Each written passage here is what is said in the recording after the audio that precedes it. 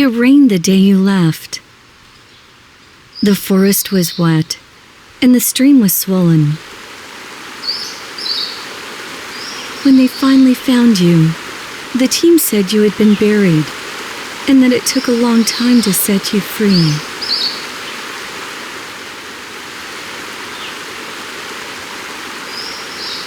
It was your ear tag that left no doubt. You had been hurt, badly. But it was over now. You would never be in pain again.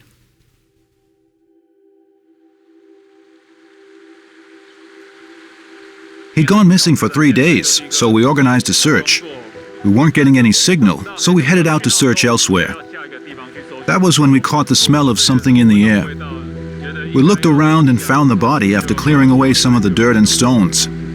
It was the black bear we were looking for. I'd taken part in both releases of this bear, so of course wanted him to do well in the forest. Finding its body like this, of course we were sad. It's never something you want to see, never the result we want.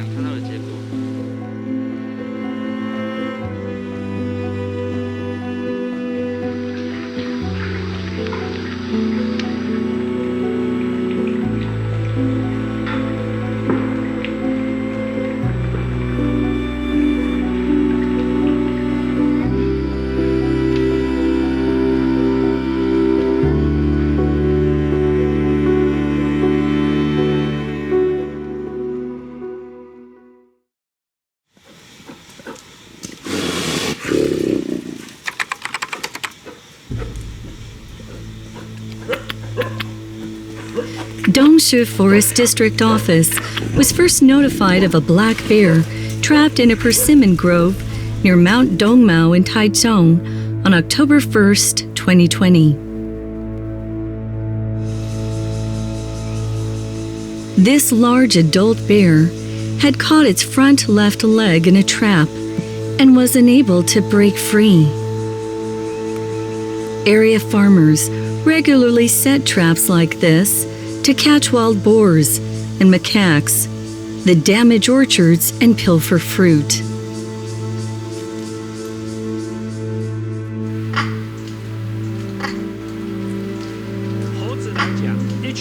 A pack of 15 to 30 macaque monkeys can ruin 10,000 persimmons in just one day. And wild boars can knock entire trees to the ground. Traps like these are necessary to protect our harvest. Although farmers need to protect their crops, boar traps are indiscriminate tools that will snare just about anything, from dogs to bears. In fact, reports of black bear ensnarements have been on the rise. Human and black bear habitats overlap in mountain townships, complicating the relationship between wildlife conservation and commercial fruit farming.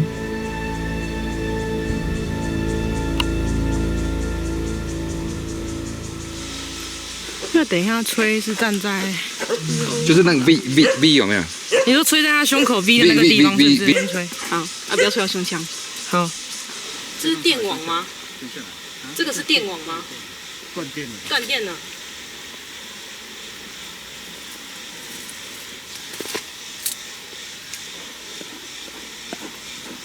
应该近一点吗？嗯，更近一点。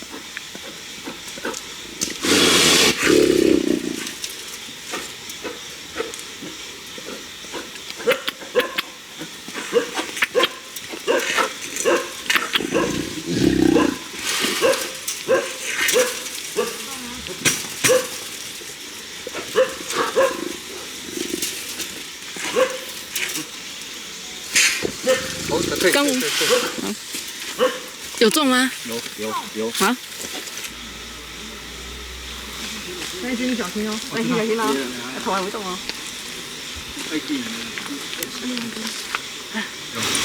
都冇人提出啊！破坏前，我们的有破坏前哦，有破坏前哦，破坏前我冇中。现在水剑之后。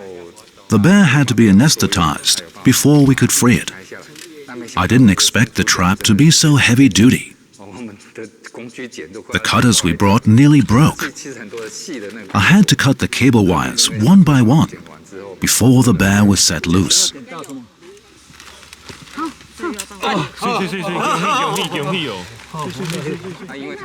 He'd been snared alongside a hillside next to a persimmon grove. We carried the bear to the bottom of the grove, where we shaved its fur, started an IV nutrient drip, inspected its mouth, everything necessary. When trap wires are this tight, wild bears tend to gnaw on them. Of course, the trap doesn't break, but it often damages the bear's teeth. In this case, we noticed the blood on its teeth and around the mouth area. It had also been gnawing the toes on its forelegs. I was responsible for cleaning his paws. The wires of the trap had already dug into his skin, making it difficult to completely shave the fur in those areas. His legs were really swollen. We had to wait to do a more thorough inspection before continuing to treat the wound. So we moved the bear to Tesri's low-altitude experimental station for observation of its injuries and recovery progress, and to determine if and when it might recover well enough for release. A full day of rescue and medical work had freed this male adult black bear from immediate danger. However, its seriously injured front left leg meant it would stay for a time at the station for further observation and care. Although it was the bear's first experience in captivity, information obtained using the ID number on its collar told researchers it wasn't the bear's first encounter with a boar trap.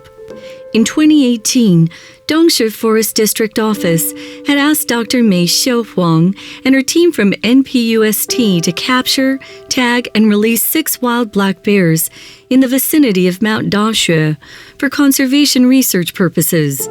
Of the 6, 16711, or 711 for short, was the one discovered in the trap. When tagged, 711 was found to be respectively missing 1 and 4 toes on its right and left forelegs, as well as having broken and abraded teeth. These signs pointed to 711 having been caught in and subsequently escaping at least 2 boar traps.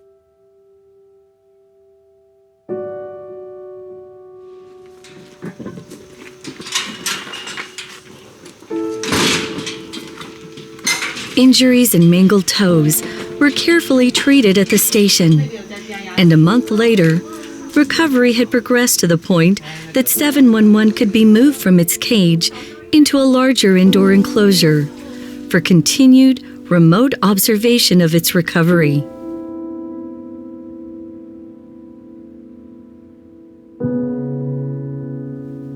However, while showing good physical progress, 711 was also exhibiting signs of agitation.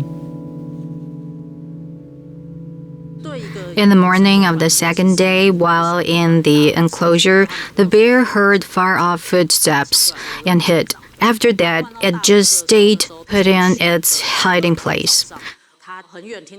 Later, we decided to cover the enclosure with tarpaulin to cut the yard off from outside views and activity.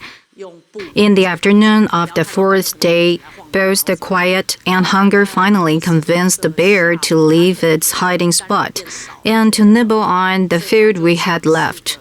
That night, it ambled over into the outer cage area and began exploring its environment.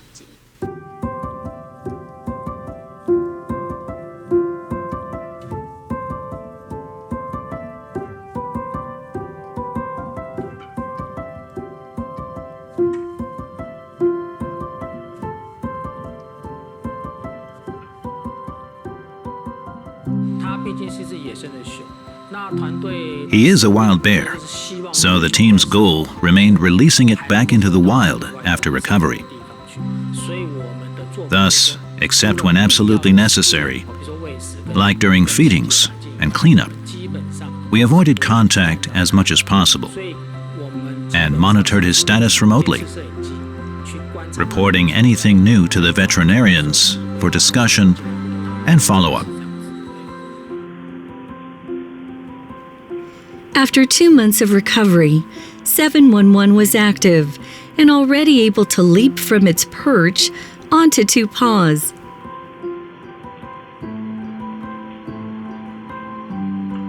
Several times, it had even climbed to the highest section of the enclosure, knocking a surveillance camera on its side.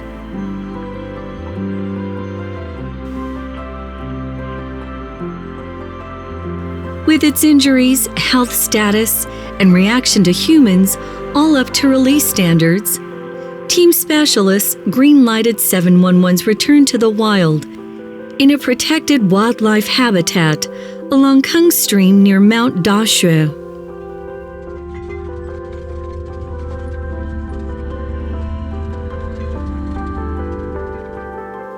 On December 3rd, 2020, 711 was released and shouted off by the team.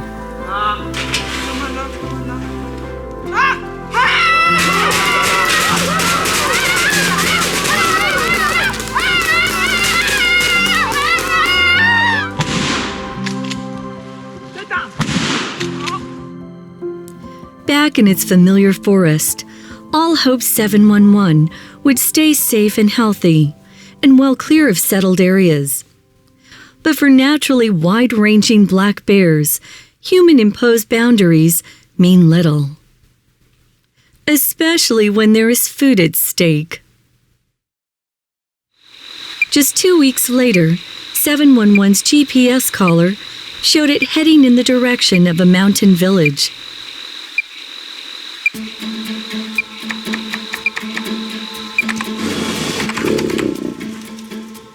Forest District Office staff dispatched to the area briefed the locals on the situation and set off scare cannons to spur 711's retreat to the deep forest.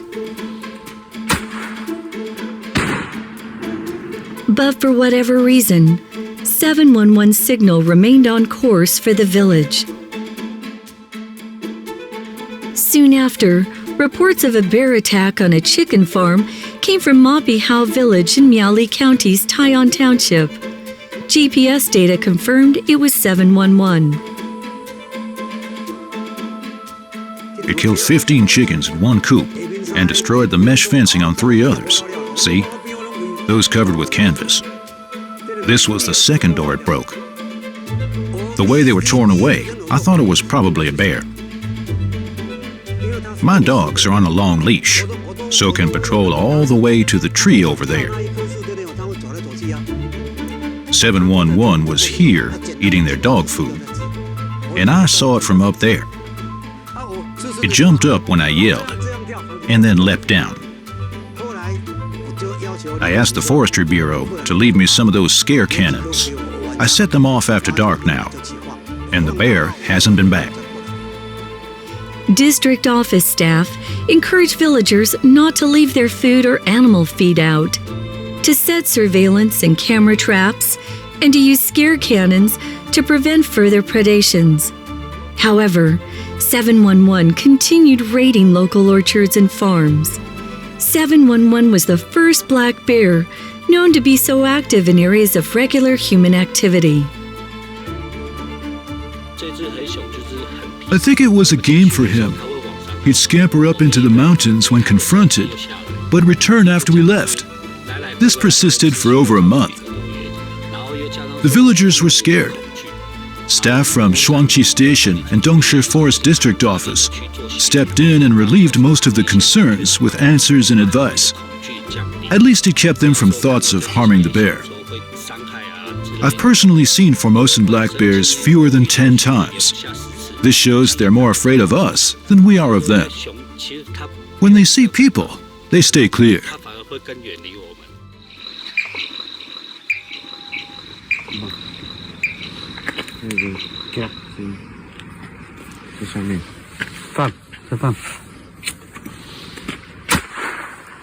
地呀！它又动了。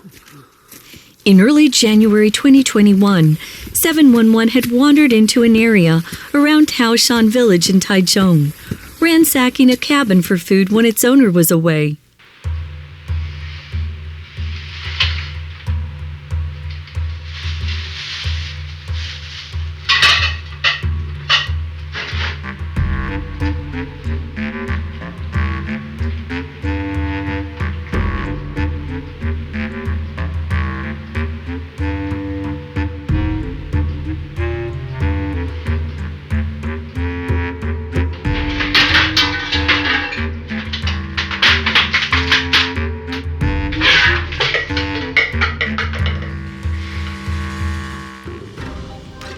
"711 cleaned out the refrigerator, pantry, and dog food bins.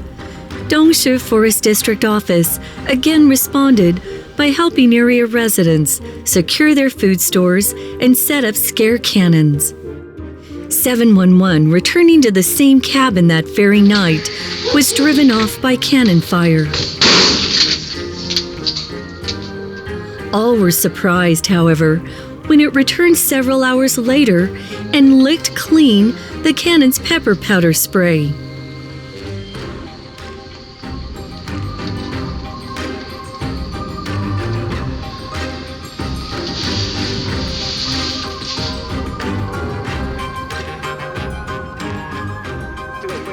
The pantry was destroyed completely. I've repaired the door. It had a big hole right through it. It destroyed the refrigerator and took everything inside. The bear just pushed the whole thing over. 2 bags of dog food. It took both of them too. I was afraid it would be back.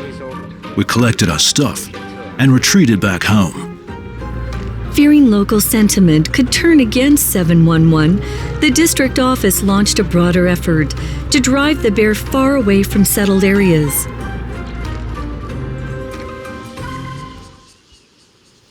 On January 23, 2021, forest rangers gathered at Taishan village, ready to spread out and push 711 up into the deep mountains. 我们现在在这里。好，我打算 B 组在这里 ，A 组来这里。下面这个距离才50公尺，所以你们这样子赶的时候，它一定会往这边跑。跑的时候，我们刚好又上来，把它往上，所以我们让它赶到这个地方来。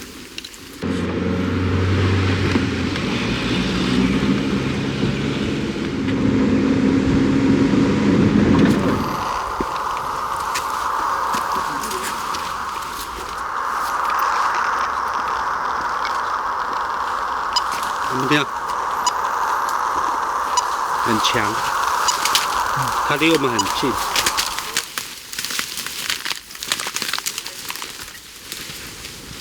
被死了！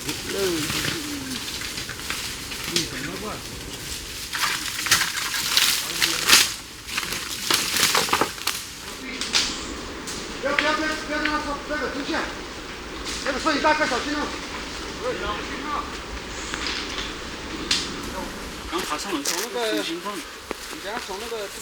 Closing in, the group saw what had happened. 应该可以撤了啦。加油！有陷阱了，这样子陷阱掉，赶出掉。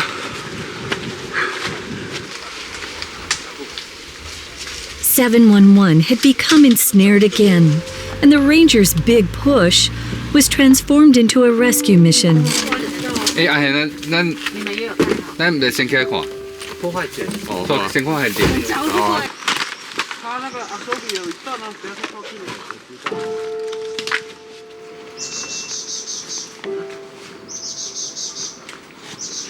As before, the trap had ensnared its left front paw.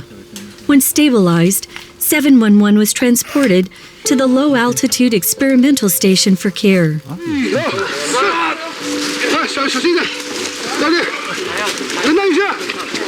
Badly wounded, 711 would remain under the station's care for over 400 days this time.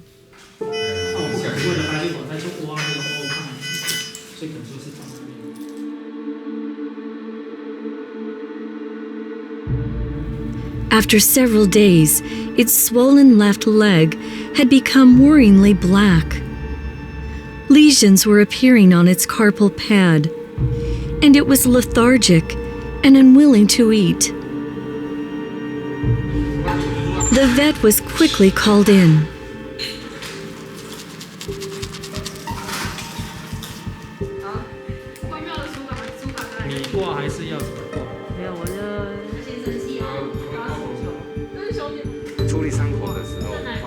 There were ligature marks, similar to what I'd seen before. The first time, it was on the arm just above the wrist, and this time it was directly on the wrist, which impaired blood flow and damaged wrist ligaments, some to the point of breakage. That's why we brought in our veterinarian team for their assessment. Treatment would be a true challenge. Did we even have the ability to nurse 711 back to health? We considered amputation, but ultimately decided against, because doing so would put it at a distinct disadvantage in the wild. So we sent him to our medical team at the Wildlife Rescue and Research Center in Nantou for observation and immediate medical attention if needed. We did 11 surgical debridements over a 6-week period to save that arm. The team worked so hard. No one was willing to give up. Dedicated round-the-clock attention from center veterinarians saw 711's mangled left leg again heal sufficiently for transfer to the indoor enclosure.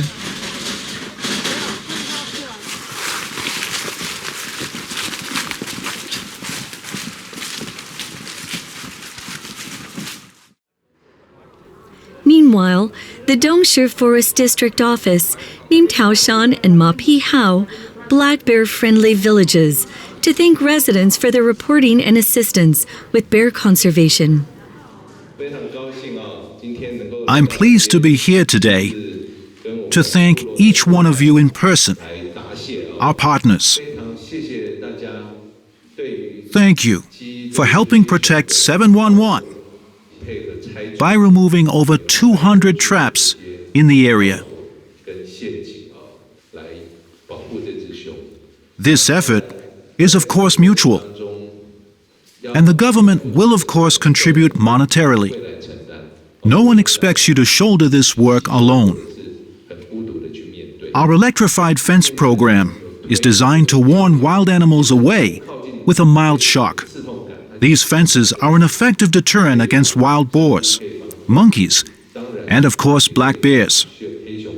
The government will cover 3/4 of the cost, with users being asked to pay 1/4. For areas not fit for electric fences, we've developed a new generation of animal trap designed to catch only smaller animals, such as wild boars. We will provide these to you free in exchange for your current traps. A third thing I'd like to announce today is that if you see a trapped or injured black bear, please notify our Bureau's rescue hotline at 0800 000 930. A reward is offered to those who call in a report.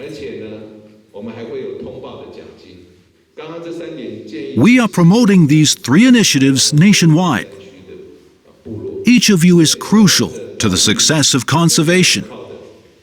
And as the closest neighbors of mountain wildlife, your participation is key to conservation's long-term success.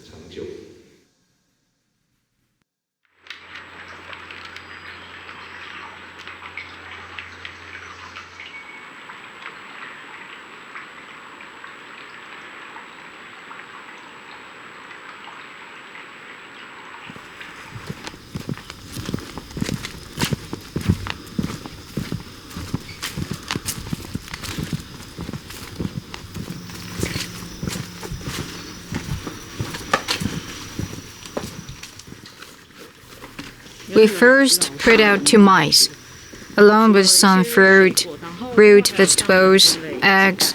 That's about it. In the wild, Formosan black bears consume a mostly vegetarian diet, so we try to mirror that here.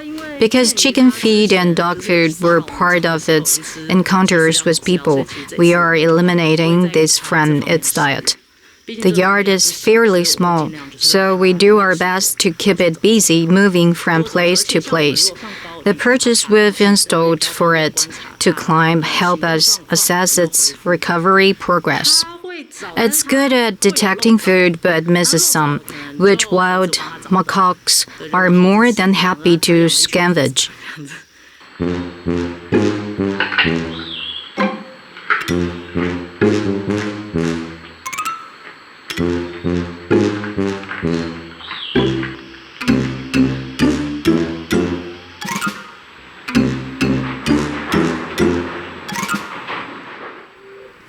All breathe a sigh of relief as 711's progress toward full recovery continues. However, occasional bleeding from its wounds unavoidably extend its stay at the center. Fortunately, 711 continues to shy away from all contact with people.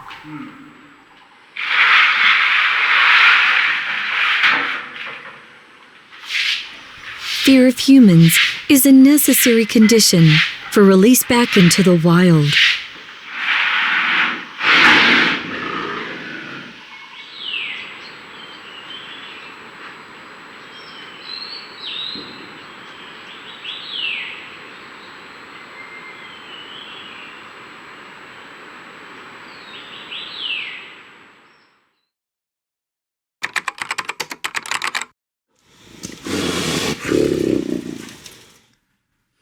I'm not afraid of bears. They turn and run at the first sight of us. Bears aren't anything to be scared of. When the time comes, the Forestry Bureau will ask us if we agree to its release. It can take care of itself. It can feed itself. So, I still believe setting it free to be the best option. The final decision was not to release it here in the Taichung area. People here are still afraid. We want to protect Formosan black bears, but still fear for our safety. So the majority opinion was yes, but not here. Large wild animals like bears are often regarded as dangerous.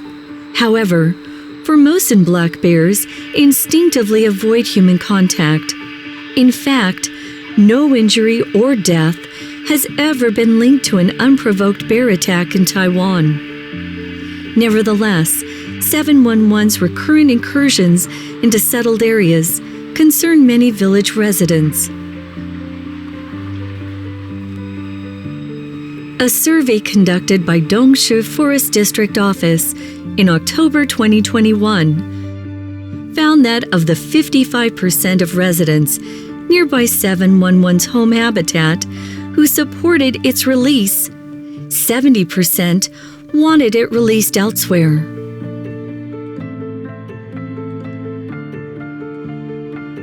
Thus, the question remained, could 711 be released? And if so, then where?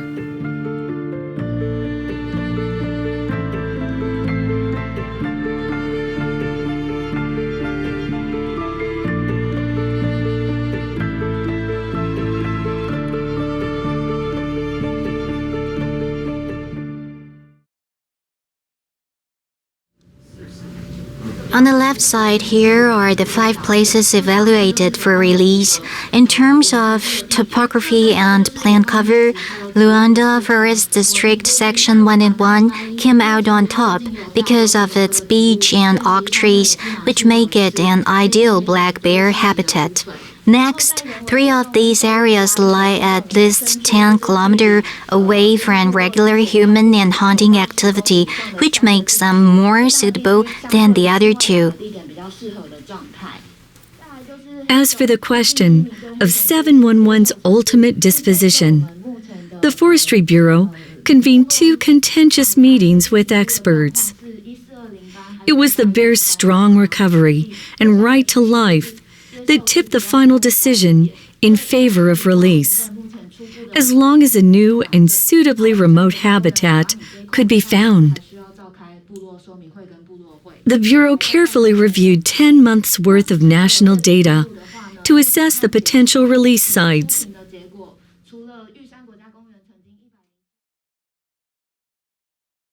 Section 181 in Nantou County's Danda District is our initial preference based on natural conditions and remoteness. The latter is particularly critical in the case of this bear, 711. We don't want it wandering into villages, cabins, or other areas of regular human activity. Researchers working in that area rarely see bears, although bear and bear track sightings have been made recently in and around Danda. Anyway, there seem to be fewer bears here than to either the north or the south. Looking at each of these potential release sites and the settled areas within a 20-kilometer radius, as well as considering the possible reactions of both villagers and the bear to mutual encounters, my preference is for Forest District Section 181. Environmental conditions appear to be quite good, so why aren't we seeing more bears there? There's likely some reason. Planning for the worst outcome is critical to assessing and managing risk. We discussed the potential of the bear trying to return home. Experience here in Taiwan is limited. What if problems arise? Will the Bureau be able to liaise effectively with other involved groups? It is the position of our office that securing approval from nearby communities and the majority of residents is crucial. Failing to do so could severely hamstring our being able to implement preventive measures in the future. If the bear continues being a nuisance and we don't respond effectively, it will not only undermine our conservation work, but also put people in harm's way. All right, so we're all working under the assumption of doing a release somewhere for this or for that reason, but we lack the relevant data needed to do this. I still think we should use this as a chance to collect data, so that if we bring it in again, we will at least have some new, useful data points to add to our understanding, which can be applied to future wildlife release decision-making. These multidisciplinary discussions and assessments ultimately landed on Forest District Section 181 in Nantou County's remote Danda District, with its dense forest cover, plentiful food and water, low risk of territorial competition, and distance from hiking trails, farmland, and villages as the best translocation release site. The next step was to seek the approval of area residents.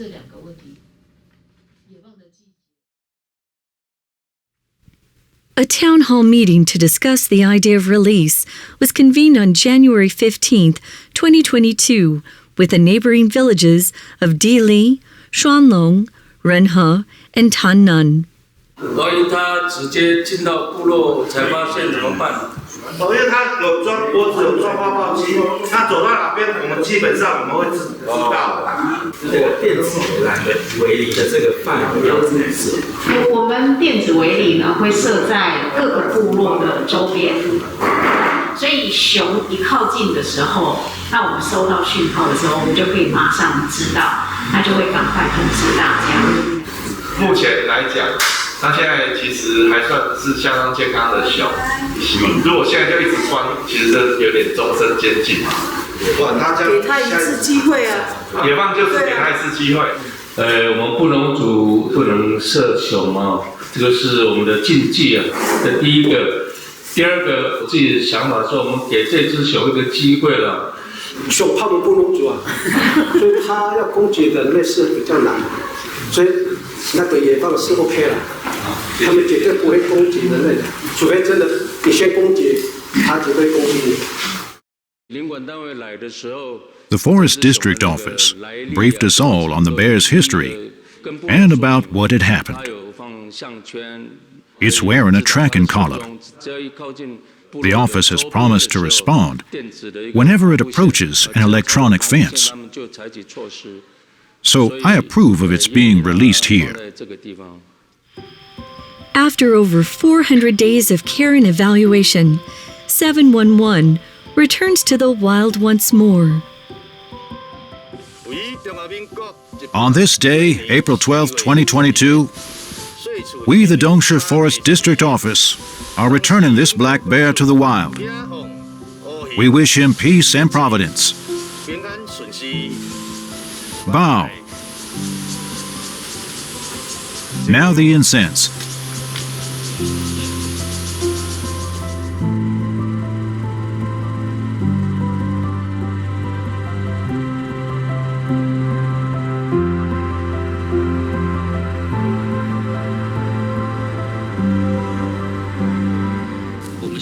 We're in Luanda Forest District Section 181, which is under Nantou Forest District Office purview. We're here to release 711 back into the wild. After the bear arrives by helicopter, we'll move it to the release site. Release procedures will begin after the veterinarian team gives the okay. Once free, the bear can head this way. It's a really good release spot because we're about 10 kilometers from the nearest village. On prior visits, we found Nanmu laurel and other trees that should produce plenty of seasonal berries. This is a good area in terms of natural and food resources, which will hopefully be incentive enough to keep the bear foraging nearby. We'll use a GPS monitor to track its movements.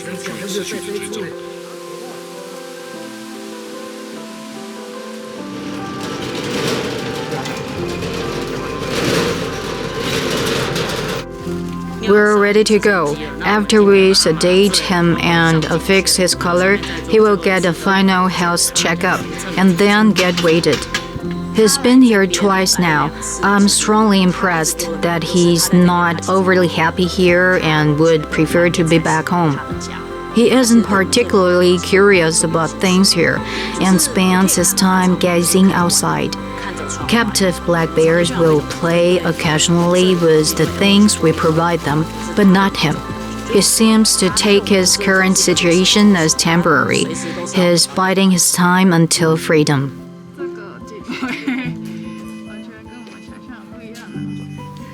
It has gained some weight, and its teeth are the same as before, still quite damaged. The wounds on its paws have all healed. We are giving approval for release, but are unsure about what may happen afterward. Before release, 711 received a new serial number, 37568, on its tracking collar.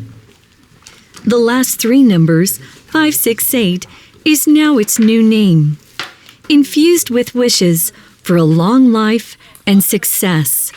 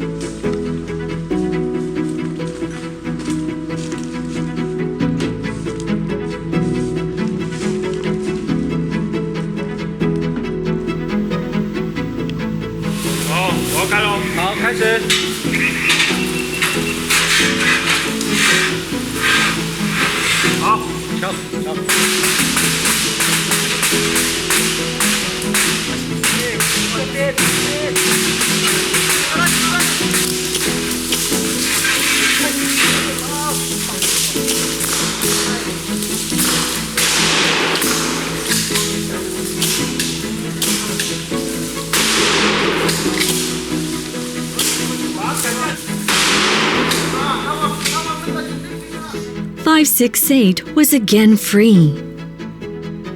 far from civilization, in its original stomping grounds, and with plenty of food to forage.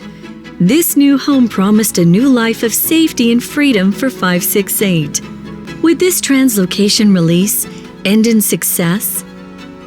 Although the process went smoothly, the ultimate result would be something no one wanted.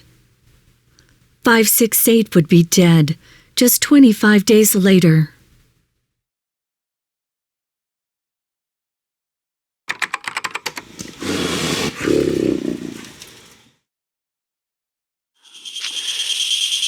After his release, 568 suddenly, like children often do when crossing the threshold into adulthood, turned to me and said, "I want to go home." We wanted to send him back home, but knew the challenges involved. We wanted to send him back, but that simply wasn't the way things worked out.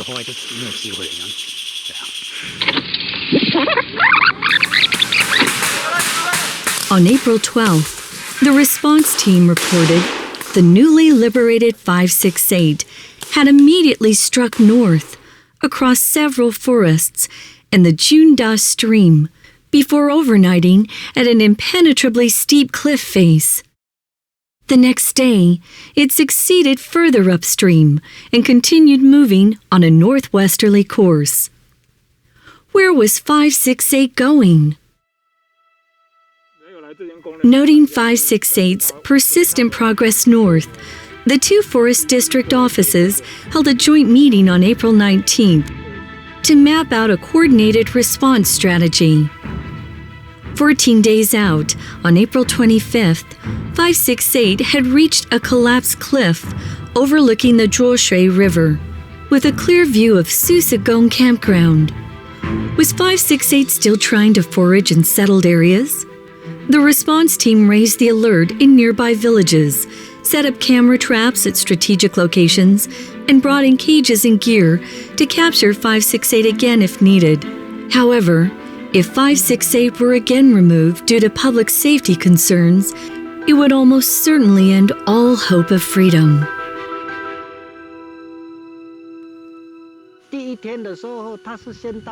The bear reached the cliff delta and spent the first night there. It spent the second night at the top of the cliff, and the third night next to what they're calling the collapsed cliff. I also figured it would be heading in our direction because we keep chickens. It could raid our chicken feed. They set up video cameras and camera traps all along the river valley. Everyone was anxious as 568's signal drew closer. The alarm could be raised at any moment. But unexpectedly, 568 made a change in course. That caught us all off guard. It took a right turn and avoided our area. I felt better about the situation. At least it had left us alone. But it was also kind of a letdown. I thought I'd get to see it, but I didn't. The response team again got ahead of 568's new route, setting up video surveillance near houses and chicken coops, handing out bear spray, and laying in for the night. In the morning of the 27th, 568's signal passed through a forested area, well away from settled areas. The bear crossed the Daxue River and Highway 16 before taking a long snooze in the adjacent foothills. This was a good sign. On the 28th, 568 headed upwards and to the north, leaving the Forest Bureau's electronic fence network far behind. If it remained on its current course, it would soon wander into the populated Sun Moon Lake area. Anxiety again pulsed through the team. On the 29th, another response team meeting was held. Nantou Forest District Office's police station was notified. Electronic fences were installed. Preparations were made for capture, and the alert was raised throughout the area of potential contact. All eyes were on 568's progress forward. continuing to push north would eventually take it back home, to Mount Daxue. Was 568 on a course for home? Although we have many reported cases of this behavior among American black bears, there are no data available on the homing instincts of Formosan black bears. 568's trajectory shows purposeful north-northwest-north movement. Mount Daxue is its home territory, and if we extrapolate its course forward, it leads to that area. Also, its activity is not indicative of localized roaming, but rather of directional movement. In my opinion, this is homing behavior. On April 30th, GPS data showed 568 turning northeast, putting it 2.9 kilometers away from a popular amusement park attraction.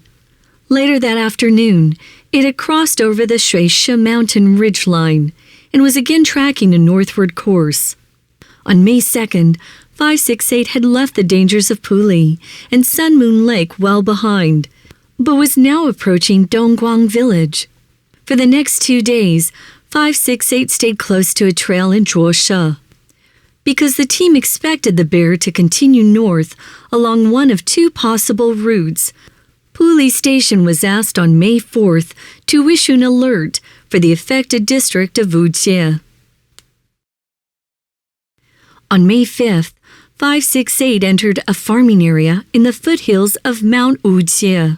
A meeting of the response team was again convened, with 568's continued northward course encouraging the decision to launch a public Help 568 Return Home campaign and to send team members to 568's likely next destination, Wujie. 568's signal remained on track for Wujie. In the afternoon of May 5th, team members met with the village head and community leaders to discuss preparations and ask that animal traps be pulled up temporarily. From the village office, a Formosan black bear is known to be in the vicinity of our village. So we are asking that all residents stay indoors after dark for the next few days. If you encounter the bear, remain calm and try to avoid threatening it.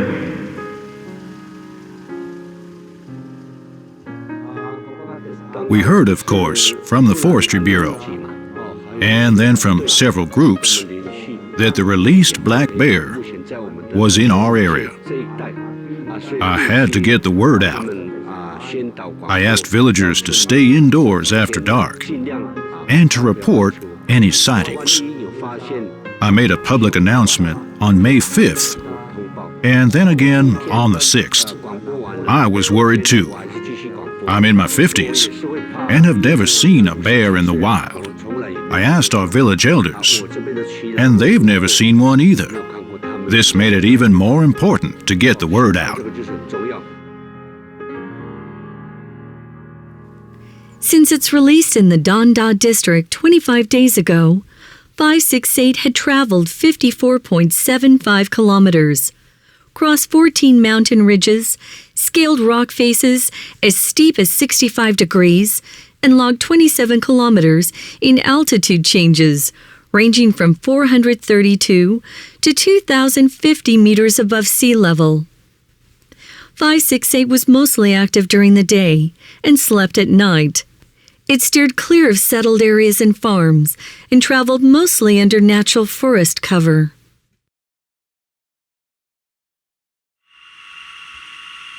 In Wujie village, the response team kept a careful vigil and used a VHF receiver to keep even closer tabs on 568's signal. But it avoided the village altogether, crossing the south ridge of Mount Wujie to the west and spending the night astride a forest stream. The signal stayed put until 5 a.m. the following morning.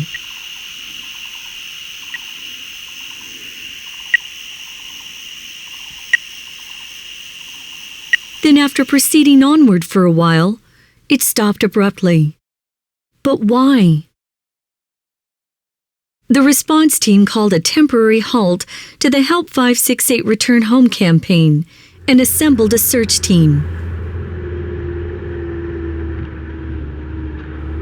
With the delivery of a more powerful and accurate VHF ground-based radio system on May 7th, a precision search of the area was launched. On May 8th, the difficult terrain delayed the team's progress in searching the forest. On the 9th, an unusual odor was detected during several passes by a forest stream.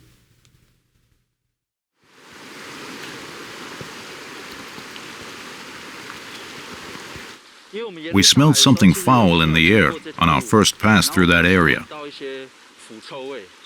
But because we were focused on finding the signal source, we continued upward. Not finding any traces of the black bear or bear activity, we retraced our steps and only then began to look for the odor source. There were multiple possibilities, and we were not about to overlook any clues.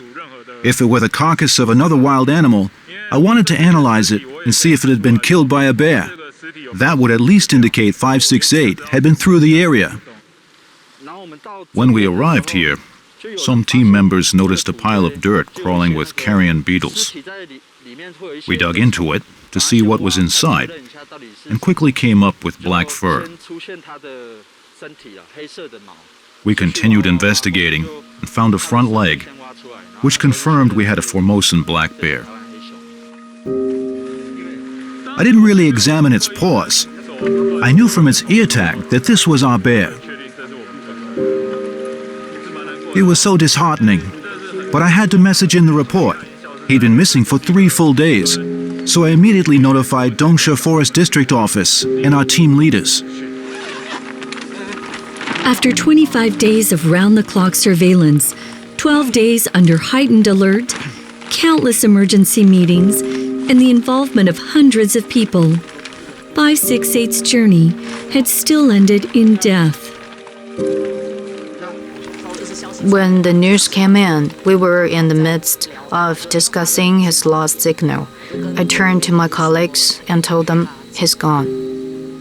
I could hardly believe it. Sorry.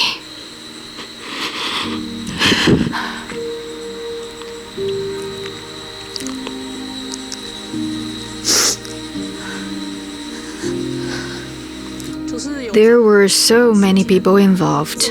We'd invested so much. It was all for naught.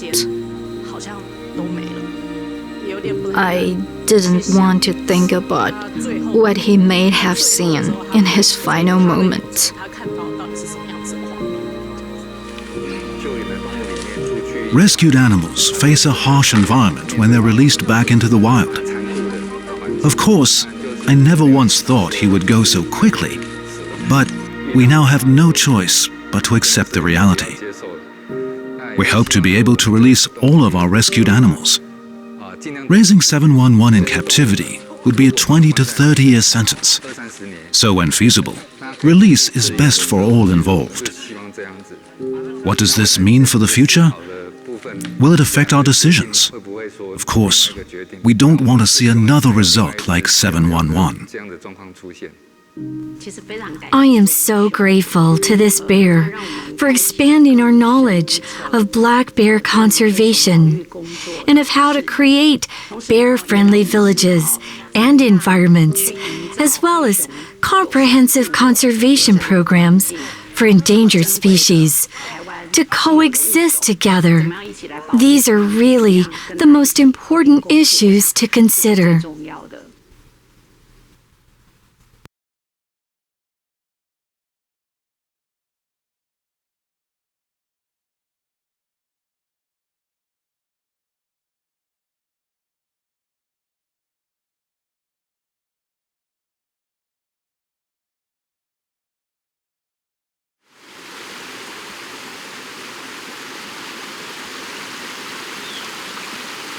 The question remains whether this could have been avoided.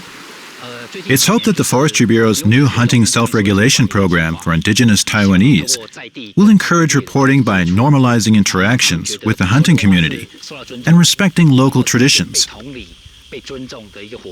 It will protect those who report shooting or trapping a bear by mistake from legal repercussions.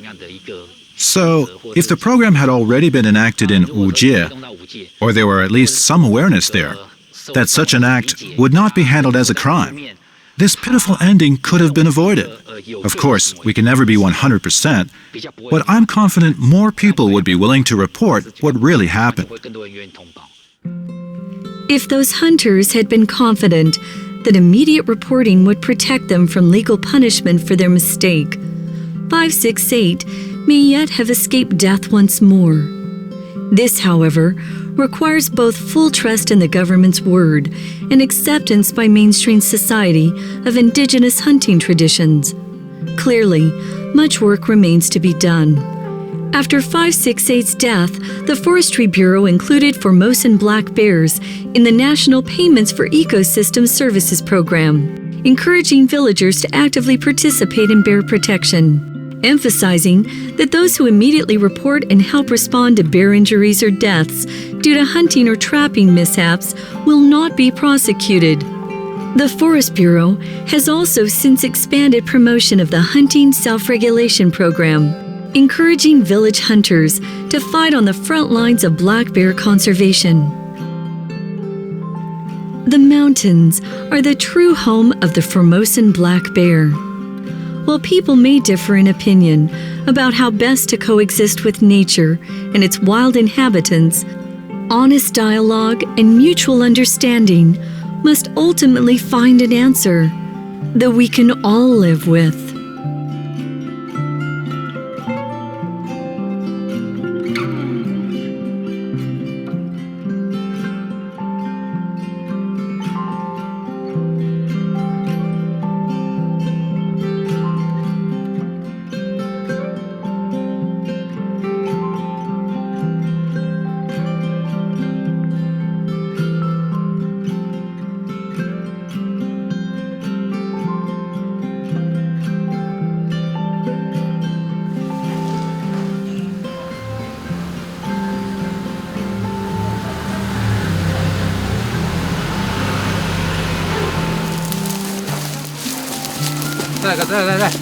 再往我们这里一点。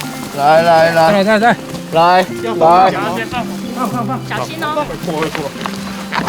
不要拿到袋子啊。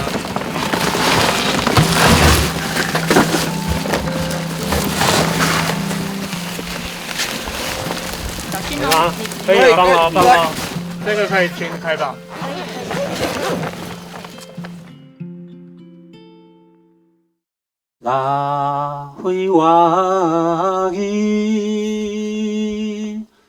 568得了，我们克服了非常多的困难，终于今天送你回家，请你跟着山神共同守护这片山林，我们也会跟你努力。今天来自5届的3位猎人也来这边送你回来，表达歉意。很抱歉，568，我做为啥？我不鲁伦，มาจากร้านลุลุนที่ฉันดูฮันลุลุนที่ดูตุมาตะโกยดูกาดูมุนันอาจังบุนุน Kaya dadun tu inam tu tuma. Ihalin na su kung buhay lalak dikin. Wala ka di tama. Sumsumsun tuma tu tepuchi. Wala tak masumsumsun tu. Matialam ulan. 568，我们抱歉，安息吧，谢谢568。